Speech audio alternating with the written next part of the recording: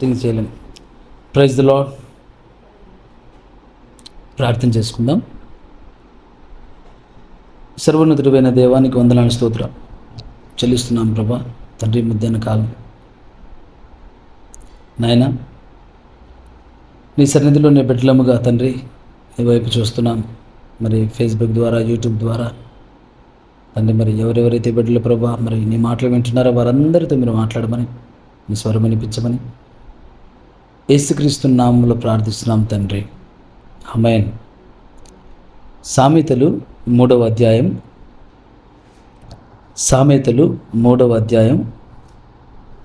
5వ వచనం నుంచి చూద్దాం. నీ స్వబుద్ధిని ఆధారం చేసుకొనక నీ పూర్ణ హృదయంతో యెహోవా యందు నమ్మిక ఉంచుము. నీ ప్రవర్తన అంతటి యందు ఆయన అధికారులకు ఒప్పుకొనుము. అప్పుడు ఆయన నీ త్రోవను సరళం చేయును. నేను జ్ఞానిని కదా అని నీవు అనుకొనవద్దు. యెహోవా యందు భయభక్తి కలిగి చెడుతనము విడిచిపెట్టుము. చాలు. అప్పుడు నీ దేహమునకు ఆరోగ్యమును, నీ ఎముకలకు సత్తువయు కలుగును. నీ స్వబుద్ధిని ఆధారము చేసుకొనక నీ పూర్ణ హృదయముతో యెహోవా యందు నమ్మిక ఉంచుము. నీ ప్రవర్తన అంతటి యందు ఆయన అధికారమునకు ఒప్పుకొనుము. ప్రభువు యేసుక్రీస్తు నామములో మీ అందరికి శుభములు కలుగును గాక. దేవుని బిడ్డలారా, ఇక్కడ కావలసినటువంటి మేలుకరమైనటువంటి ఆశీర్వాదములన్నీ ఇక్కడ సిద్ధంగా ఉన్నాయి. చూడండి ఏమంటున్నాడు, నీ త్రోవలను సరళం చేయును అని, నీ దేహమునకు ఆరోగ్యమును, నీ ఎముకలకు సత్తువ.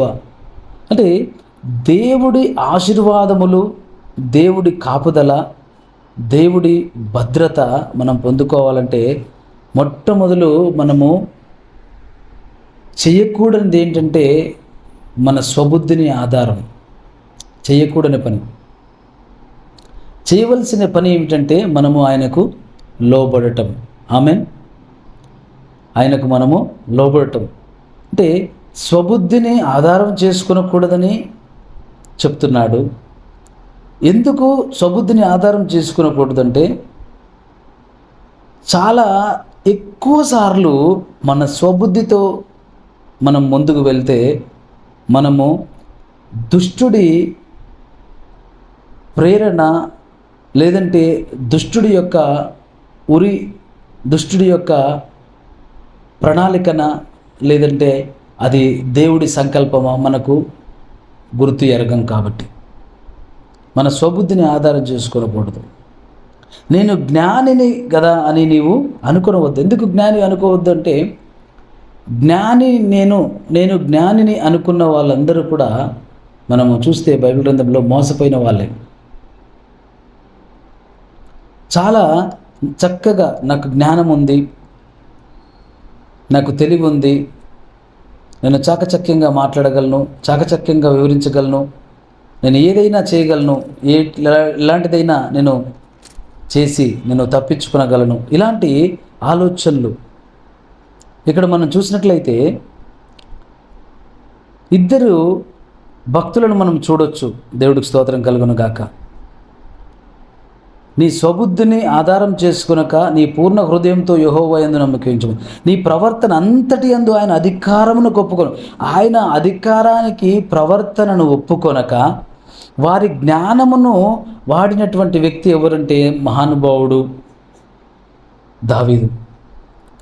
51వ కీర్తనలో 4వ వచనంలో అంటున్నాడు, నీకు కేవలము నీకే విరోధముగా నేను పాపము చేసి ఉన్నాను.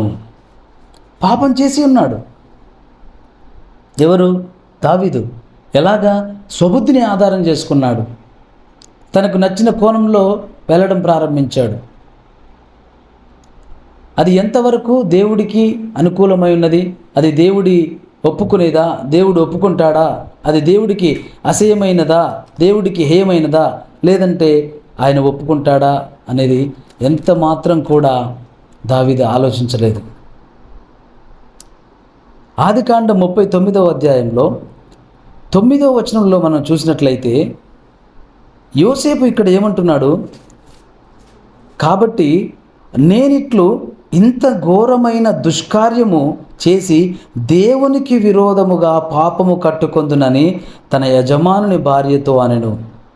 నేను ఎట్లు ఇంత ఘోరమైన పాపం చేస్తాను, కాబట్టి నేను ఎట్లు ఇంత ఘోరమైన దుష్కార్యము చేసి దేవునికి విరోధముగా పాపము కట్టుకొందునని తన యజమానుని భార్య. పోతీఫర్ భార్య పాపము చేయడానికి ప్రేరేపిస్తే, ప్రోత్సహిస్తే, బలవంతం చేస్తే, అక్కడ పోతీఫర్ భార్యతో యోసేపు అంటున్నటువంటి మాట, నా దేవుని దృష్టికి ఇంత దుష్కార్యము, ఇంత వ్యతిరేకమైనటువంటి, ఇంత ఘోరమైనటువంటి దుష్కార్యము నేను నా దేవుని దృష్టిలో ఎలా చేస్తాను?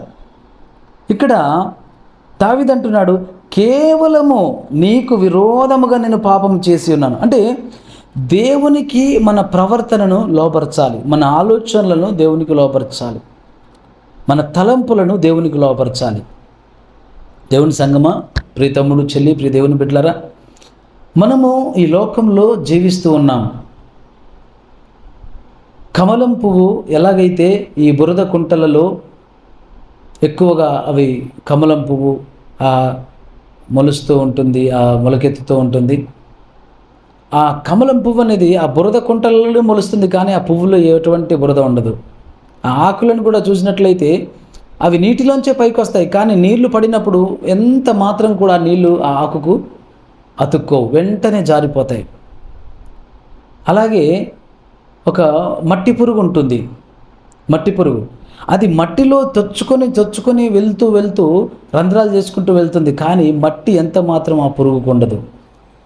అలాగన ప్రియ దేవుని బిడ్డలారా, మనము కూడా ఈ లోకంలో మనం ఉన్నప్పటికీ ఈ లోక మాలిన్యం మనకు అంటకుండున్నట్లు, ఆమెన్, ఈ లోక మాలిన్యం మనకు అంటకుండున్నట్లు, ఈ లోకంలో ఉన్నటువంటి ఆ దుర్గంధము మనకు తగలకుండాన్నట్లు మనము మన ప్రవర్తన అంతటినీ మన ప్రభువుకి లోపరచాలి, మన ఆలోచనలన్నింటినీ మన ప్రభువుకి లోపరచాలి. నేనైతే ఈ విధంగా అంటాను, ప్రాణాత్మ దేహములను నీకు స్వాధీనపరుస్తున్నాం ప్రభువా అని. ఎందుకంటే ఈ లోకంలో మనము వ్యాపార రీత్యా, ఉద్యోగరీత్యా, మరి కాలనీలో ఉంటూ ఇరుగు పొరుగు వారితో మాట్లాడుతూ, మరి ఉద్యోగం చేస్తున్న సాటి ఉద్యోగులతో మాట్లాడుతూ, వ్యాపారం చేస్తున్నప్పుడు మరి అనేకులతో మాట్లాడుతూ, రకరకాలైనటువంటి మాటలు, విస్తారమైన మాటల్లో దోషం ఉండక మానదు అని రాయబడింది బైబిల్లో. మరి వినకూడని వింటున్నావా, చూడకూడని చూస్తున్నావా, మాట్లాడకూడని మాట్లాడుతున్నావా? మరి నీ స్వబుద్ధిని ఆధారం చేసుకుంటున్నావా? నీ స్వబుద్ధిని ఎట్టి పరిస్థితుల్లో నీవు ఆధారం చేసుకొనకూడదు. Praise the lord. నీ స్వబుద్ధిని ఎట్టి పరిస్థితుల్లో నువ్వు ఆధారం చేసుకొనకూడదు. ఎందుకంటే నీ స్వబుద్ధిని నువ్వు ఆధారం చేసుకొనినప్పుడు నీవు పాపమునకు ఆకర్షితురాలు అవుతున్నావు. ఎప్పుడైతే నీ ఆలోచనలను, నీ తలంపులను, నీ ఇష్టాలను, నీ కోరికలను, నీ మనోవాంఛలను సైతం ప్రభువుకి లోపరుస్తున్నావో ఆయన దానిని నెమ్మదిపరుస్తూ, ఏది నీకు యోగ్యమైంది, ఏది నీకు రమ్యమైంది, ఏది నీకు మేలైంది, ఏది నీకు ఆశీర్వాదకరమైంది, ఏది నీ పారలోక వారసత్వానికి అభ్యంతరం కాంది, ఏది పరిశుద్ధాత్మను అభ్యంతరం కాంది, అది ఆయన నీకు అనుగ్రహిస్తాడు. కాబట్టి దేవుని బిడ్డలారా, మనము సమస్తం కూడా ఆయనకు లోపరచాలి, సమస్తం కూడా ఆయనకు లోపరచాలి. నీ ప్రవర్తన అంతటి యందు ఆయన అధికారం ఒప్పుకోను, అప్పుడు ఆయన నీ త్రోవలను సరళం చేయును. చూసారా, మన త్రోవలు సరళం అవుతున్నాయి అంటే మన జర్నీ పీస్ఫుల్గా, కంఫర్టబుల్గా మారాలి అంటే మనము యేసుక్రీస్తుకి అప్పగించుకోవాలి. మనము మన ఆలోచనలు, మన తలంపులు, మన ఊహలు, మన క్రియలు, మనం అంతా కూడా ఆయనకి నేను జ్ఞానిని అనుకొనవద్దు, యెహోవా యందు భయభక్తులు కలిగి చెడుతనమును విడిచిపెట్టుము, అప్పుడు నీ దేహమునకు ఆరోగ్యం. పాపమునకు ఆకర్షితుడయ్యాడు దావీదు, చాలా శ్రమల పాలయ్యాడు. అదే పాపాన్ని అసహించుకొని పారిపోయాడు యోసేపు. కొద్ది రోజులే శ్రమపడ్డాడు, కానీ ఆ తర్వాత ఊహించని విధముగా, ప్రజలు ఊహించని విధముగా ప్రభు ముందుగా యోసేపుకు ప్రత్యక్షపరిచిన రీతిగా, దర్శన రీతిగా ఆయనను దేశానికి రాజు తరువాత రాజంతటి వాడిగా ఐగుప్తుకి యోసేపు నిలబడ్డాడు. దేవుని సంగమా, ప్రియ దేవుని బిడ్డ, మరి నువ్వు ప్రభుకి అప్పగించుకున్నట్లయితే ఆయన చిత్తానికి నువ్వు లోబడినట్లయితే, ఆయన స్వాధీనంలోనికి, ఆయన అధికారానికి నిన్ను అప్పగించుకున్నట్లయితే అన్ని ఆశీర్వాదములు నీవంటే. త్రోవలు సరళం చేయబడుతున్నాయి,